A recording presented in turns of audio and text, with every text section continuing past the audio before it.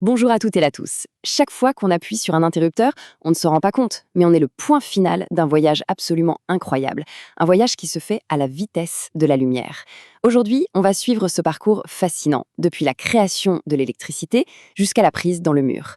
Vous allez voir, c'est une chorégraphie technique d'une précision folle qui alimente tout notre quotidien. Alors, comment c'est possible? Comment cette énergie peut-elle arriver jusqu'à nous comme ça, instantanément, à la seconde où on en a besoin? Eh bien, la réponse se cache dans le plus grand défi de tout le réseau électrique. L'électricité doit être produite à l'instant précis où elle est consommée. C'est ce défi un peu fou qu'on va décortiquer ensemble. Pour bien comprendre ce petit miracle de tous les jours, on va suivre un parcours en 5 étapes. D'abord, on va voir ce fameux défi de l'équilibre constant. Ensuite, on plongera au cœur de la production, là où tout commence. Après ça, on s'intéressera au transport à haute tension, puis à la distribution, ce qu'on appelle le dernier kilomètre. Et pour finir, on verra comment tout ça s'imbrique pour former un seul et même réseau. Allez, c'est parti. On commence donc par le cœur du problème. Cette obligation d'avoir un équilibre parfait et à chaque seconde entre ce qui est produit et ce qui est consommé. Cette phrase, elle a l'air toute simple, mais en réalité, elle cache une complexité immense. Contrairement au gaz ou à l'eau qu'on peut stocker dans de grands réservoirs, l'électricité, à grande échelle, ça ne se stocke quasiment pas. Ça veut dire que le réseau doit en permanence deviner, anticiper et ajuster la production en temps réel, à la milliseconde près, pour répondre à des millions d'interrupteurs qui s'allument et s'éteignent. C'est une vraie prouesse d'ingénierie. Allez, passons à la toute première étape de notre voyage, la production. Comment on fait concrètement pour créer ce courant électrique? Eh bien, la clé, c'est de transformer une énergie mécanique, un mouvement, en électricité. Au cœur de la grande majorité des centrales électriques, on trouve cet ensemble, le groupe turbo-alternateur. Le principe est à la fois simple et super puissant. On utilise une force, ça peut être la puissance de l'eau, la pression de la vapeur, pour faire tourner une turbine. Cette turbine, elle est connectée à un alternateur, qui est en gros une grosse dynamo qui va convertir ce mouvement de rotation en énergie électrique. Prenons le cas des centrales hydrauliques. Ici, la force, c'est l'eau. On les classe généralement en 3 grandes familles en fonction de la hauteur de la chute d'eau. Et cette hauteur, c'est un paramètre vraiment crucial parce qu'il va déterminer quel type de turbine on va devoir utiliser pour être le plus efficace possible. Et voilà 2 exemples très concrets. À gauche, on a la turbine Pelton. Elle est parfaite pour les très hautes chutes. Imaginez des jets d'eau surpuissants qui viennent frapper ces objets un peu comme un marteau sur une enclume. À droite, c'est la turbine Francis. Elle est optimisée pour les chutes moyennes, où il y a souvent un plus gros volume d'eau. Chaque turbine est une solution technique sur mesure, adaptée à la géographie du lieu. Et pour les basses chutes alors? Quand la hauteur est faible mais que le débit d'eau est gigantesque, on utilise la turbine Kaplan. Franchement, ça ressemble à une hélice de bateau géante. Ces pales peuvent même s'orienter pour s'adapter au débit de l'eau et optimiser le rendement. C'est la star des centrales qu'on appelle au fil de l'eau. Bon, on change de source d'énergie. Dans une centrale thermique, on n'utilise plus la force de l'eau, mais la chaleur. Le principe, c'est de brûler un combustible, du charbon, du gaz, du fioul, pour chauffer de l'eau dans une énorme chaudière. Ça va produire de la vapeur à très haute pression, et c'est cette vapeur, en se détendant, qui va faire tourner à toute vitesse les pales d'une turbine. Au final, le but est le même, créer un mouvement de rotation. Et une centrale nucléaire, dans le fond, c'est quoi? Eh bien, c'est tout simplement un type particulier de centrale thermique. Tout le circuit, de la turbine à l'alternateur, est quasiment identique. La seule différence, et évidemment elle est de taille, c'est comment on produit la chaleur. Au lieu de brûler un combustible fossile, on utilise la chaleur immense qui est libérée par la fission des atomes d'uranium dans le réacteur. Pour mettre ça en perspective, jetons un œil rapide à la situation au Maroc en 2003. Comme on peut le voir sur ce graphique, à cette époque, la production thermique était vraiment ultra dominante, avec presque 83% du total. L'hydraulique et les importations se partageaient le reste, et on voit que l'éolien était encore très très timide. Bien sûr, ce panorama a beaucoup changé depuis.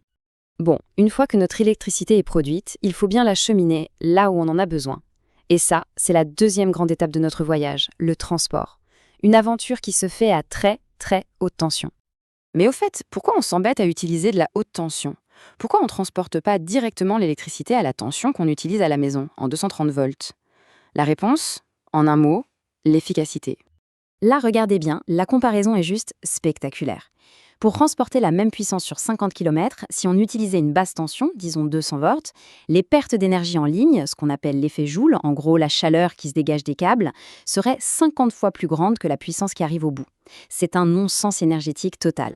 Alors qu'en passant à 200 000 volts, on divise ces pertes par 1000. Elles ne représentent plus que 5% de la puissance transportée.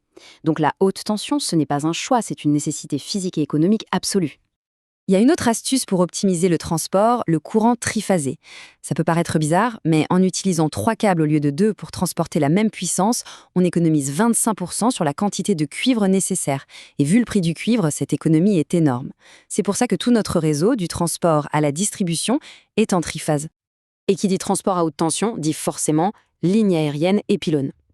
Ces grandes structures métalliques qu'on voit partout, c'est vraiment la colonne vertébrale du réseau.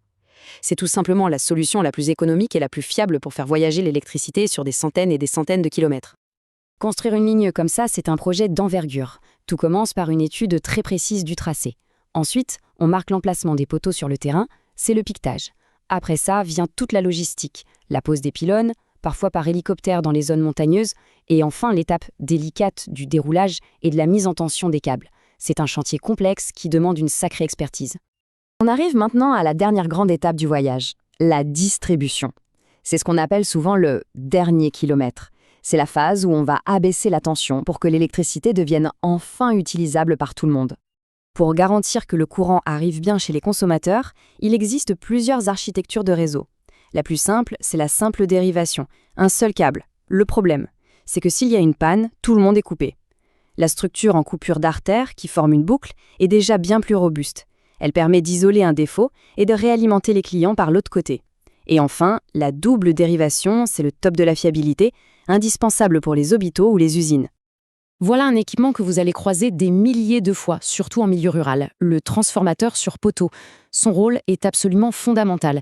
Il reçoit l'électricité en moyenne tension, environ 20 000 volts, et il la transforme en basse tension, les 230 ou 400 volts qu'on utilise au quotidien.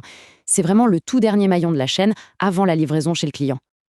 Ok, maintenant qu'on a vu chaque étape l'une après l'autre, on va prendre un peu de hauteur pour admirer la vue d'ensemble, parce que c'est l'intégration de tous ces éléments qui fait la force du système. Ce schéma y résume parfaitement tout ce qu'on vient de voir. On part de la production, dans les différentes centrales, l'électricité est ensuite élevée en très haute tension pour le transport et l'interconnexion, elle voyage sur ce grand réseau, puis sa tension est progressivement abaissée dans des postes de répartition, puis dans les postes de distribution pour alimenter les villes, les industries et nos maisons.